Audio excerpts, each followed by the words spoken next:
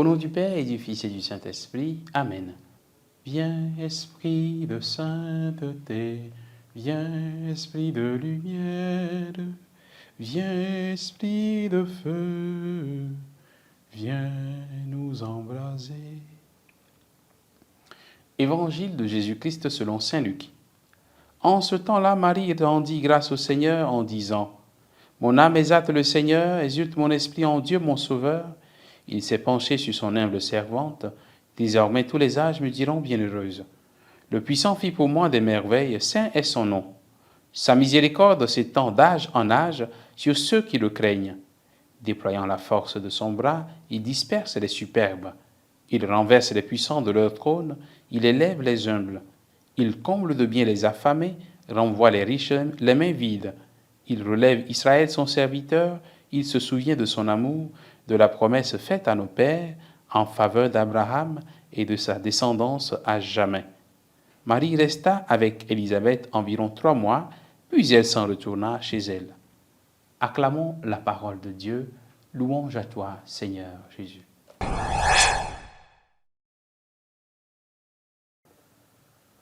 Bien-aimés de Dieu, frères et sœurs, dans notre marche vers la célébration de la solennité de la Nativité du Seigneur, nous sommes aujourd'hui au 7e jour de notre neuvaine.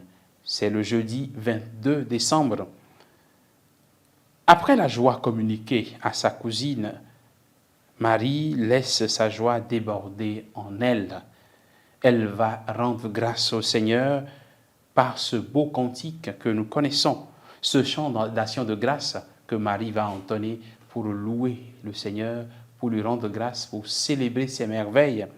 Nous pouvons avec aisance, avec un peu plus d'attention, nous rendre très vite compte que Marie ne va pas chercher loin. Marie va puiser dans les sources des Écritures. Marie va chercher dans la Bible les mots, les expressions pour rendre grâce au Seigneur. Si nous prenons ce cantique, on peut le décortiquer en voyant que Marie n'a fait qu'emprunter des paroles déjà qui existaient dans l'Ancien Testament. Marie va donc puiser dans les sources de la parole de Dieu pour dire sa joie à Dieu. C'est un signe de sa grande connaissance des Écritures. C'est signe que Marie connaissait les Écritures, elle était habituée à cela. Et c'est pourquoi c'est à partir des Écritures qu'elle rend grâce au Seigneur. Est-ce que la parole de Dieu nous vient à l'esprit, frères et sœurs, quand nous devons nous exprimer? Il y a parfois des chants que nous prenons dans nos assemblées et qui n'ont rien de biblique.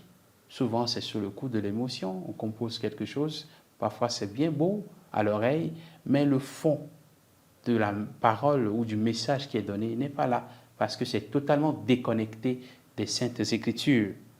Le Magnificat de Marie nous encourage à nous familiariser davantage avec la parole de Dieu et à épuiser nos inspirations.